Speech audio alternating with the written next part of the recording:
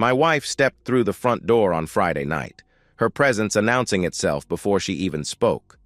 Her body language was a tapestry of unspoken words, signaling that tonight was the moment I had been anticipating. Her eyes locked onto mine, and she moved with a determined stride that I couldn't help but admire. She was ready to tackle the conversation head-on, intending to assert her control with every word. Or so I thought. "Hi, dear. We need to talk." She halted mid-step, her carefully rehearsed opening line preempted by my own. I carried on, the balance of the impending discussion subtly shifting in my favor. "Dear, you know I love you, but I've come to the conclusion that I'm no longer in love with you." Her mouth opened and then shut again, like a fish gasping for air. Her eyes widened in disbelief, and her mind seemed to stutter, grappling with the reality that I was using her own words, her carefully laid plans. The weight of my confession settled between us, heavy and undeniable. "Frankly, dear," he said, avoiding eye contact and fidgeting with the silver wedding band on his finger, "you know our marriage has been rocky for a while. Neither of us are truly happy anymore." He paused, taking a deep breath. "And to be honest, I have met someone else," he continued, his voice barely above a whisper. "They are my soulmate, and I am leaving you for them." Her face flushed with anger as she slammed her fists on the oak dining table, rattling the dishes. "You son of a bitch," she spat, her voice trembling with fury. "How dare you, after all these years, to sit there and tell me you met someone else and are leaving me for them?" Her eyes narrowed, and a steely determination took over. "I will crush you in a divorce. I will take you for everything you've got," she declared, her words sharp as daggers. "When I am done with you, you'll be living in a cardboard box under the interstate." Her mind, once foggy with shock, now focused with a fierce clarity.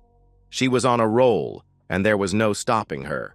I sat at the edge of the couch, my hands clenched together as her words sliced through the air with sharp precision.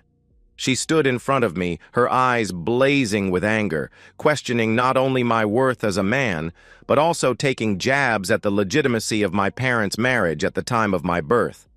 Her voice rose and fell like a relentless tide, each insult crashing over me and leaving me feeling small.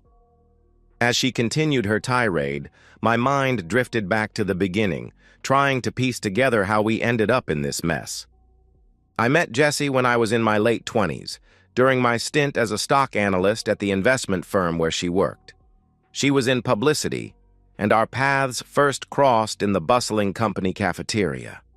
I remembered the incident vividly, our accidental collision that sent her drink splattering across the floor. I apologized profusely, feeling the heat of embarrassment creeping up my neck, and quickly offered to replace her spilled beverage. That simple gesture sparked a conversation, which evolved into dates and eventually led to our wedding day. That was a decade ago. Now, Jessie had ascended to the role of Vice President of Marketing, a testament to her ambition and drive, while I remained a stock analyst, content in my position. No, I wasn't the director, nor did I aspire to be. I was simply one among many analysts in the firm. Over the years, I had received pay raises and recognition for doing a good job, but the corporate ladder held no allure for me. I suspected this was a significant wedge in our relationship. Jessie believed I should yearn for promotions, to be among the decision-makers, to play in the big leagues. But I didn't share that vision. I cherished my job for the satisfaction it brought and the freedom it afforded me. The shift to remote work after COVID suited me perfectly. The thought of working in my boxers while Jessie had to don her impeccable business attire every day underscored the stark differences in our professional lives. About a month ago, I started noticing subtle changes in her behavior. She became more distant, her laughter less frequent, and her phone never left her side. Concerned, I asked her if something was wrong, but she slipped into a politician's routine, her voice steady and unwavering as she denied any issues. Despite her reassurances, my unease lingered. so I decided to pay closer attention to the details. Following the advice often found in online forums, I discreetly placed voice-activated recorders in our home, cloned her phone to track messages and calls, and installed a key logger on her laptop to monitor her online activity. The truth unraveled faster than I anticipated. She was indeed cheating on me, and in a twist that could have been pulled from a soap opera script, it turned out to be with her boss. At first, I was shattered, like someone had taken a sledgehammer to my world. I truly believed our life was the epitome of happiness. Then I stumbled upon her hushed conversations, where she expressed how insignificant she felt I was. She described me as lacking ambition, having no drive to advance, no burning desire for wealth. Her words echoed in my mind as I sat on the worn leather couch, staring blankly at the muted television. I contemplated her feelings and slowly came to the uncomfortable realization that, in many ways, she was right. I had no burning ambition. Why should I chase the elusive dream of climbing the corporate ladder when it wouldn't bring me true happiness? I had always cherished my relationship and family far more than the pursuit of money or status. With this newfound clarity, I decided it was time to carve out my own path, one that aligned with my values. I'll confess, I drew inspiration from her strategies when crafting my own plans. My job often required me to travel to our other offices to review various research findings for their advantage. During one such trip to our London office, I decided to take an unexpected detour before heading back. I found myself in a small, discreet Swiss bank, where I meticulously filled out the necessary paperwork to open a new account. With the Swiss account established, I proceeded to set up an online brokerage account linked to it, carefully entering all the required information. Once everything was in place and functioning smoothly, I made my way home, feeling a sense of accomplishment. Now, if I found information on a company through research, that was not insider trading. If I got the information from someone in the company, that was. I did what I was paid to do. I researched. When I found something, I would turn it over to my bosses like a good boy. But I also made sure I got a piece of the pie. I also paid attention to what my company was trying to push to its customers. When I found one that was basically hidden crap, I shorted it. The company, of course, lost money. I didn't. The fact my account was overseas and a numbered account kept the company from finding out.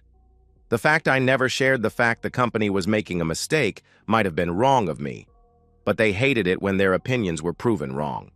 Especially my wife's boss, so never told them. Each time they made their picks, I researched. If it was crap, I undermined them. I was out to make money and to end up causing some of the players, i.e. my wife's boss, to fall. I had already built a rather nice nest egg up, and all I was doing was waiting on her to finally give me her speech. Why did I wait? Well, I wanted her to file. Call it petty or childish, but I wanted her to pay for the divorce and admit we had failed, that she had failed. When she finally showed up, well, I was out to anger her off. I think I succeeded. "So what do you have to say for yourself now, you jerk?" she asked. "Hasta la vista? Or I know, don't go away mad, but go away? I mean, isn't this what you want? You want to trade up and I am just a loser who has no ambition? You are right. I have no desire to climb that corporate ladder. I have no desire to be part of the movers and shakers in the company. I don't care if my car is a Porsche or a Ferrari. I am happy being who I am. So, when are you filing?" "Filing?" she questioned. "Yes, filing. For divorce. Damn, I thought you were supposed to be smart. Guess I was wrong. Let me try this another way. You cheat, I cheat. No marriage. Divorce." Damn, she got mad at that. She started hitting me, totally forgetting the security system that was recording her beating her spouse. I causally hit the panic button so as to not let her notice. Now let me see. Less than a minute for the alarm company to notify the police. Response time in this neighborhood was 5 to 10 minutes. So I egged her on with little comments. Her anger grew, and she started using whatever she could get her hands on to hit me with. Oh, I was going to pay for this. I used my arms and hand to protect my face. I curled into a ball to protect other parts of my body. But there was no way I would come out of this unharmed. I had already felt some severe pain in my ribs. My nose and mouth were already bloody. The sharp sting of her high heels striking against my skin reverberated through the room as I lay helpless on the floor. Suddenly, a loud knock echoed from the door, interrupting her assault. She strutted over, her heels clicking against the hardwood, and without a second thought, flung the door open, oblivious to the fact that I was fully visible to whoever stood outside. 2 police officers peered in, their eyes widening as they took in the scene. In an instant, they unleashed their weapons, aiming directly at her.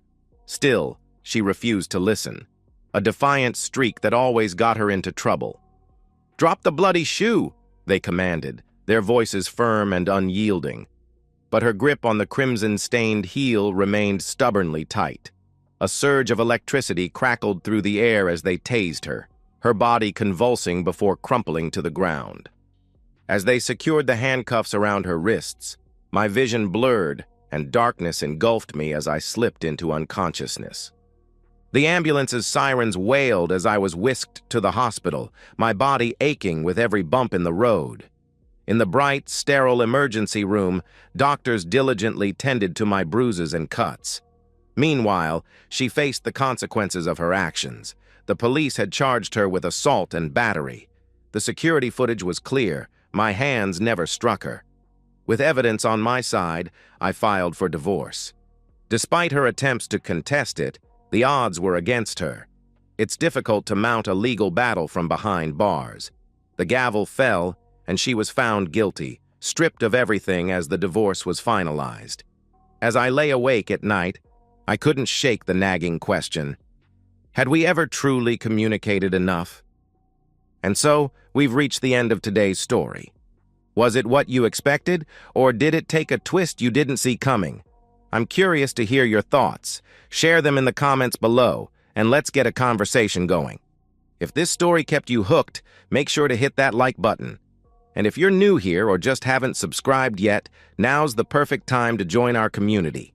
I bring you fresh, captivating stories every day, so click that subscribe button and turn on notifications so you never miss out. Thanks for watching, and I'll see you in the next one.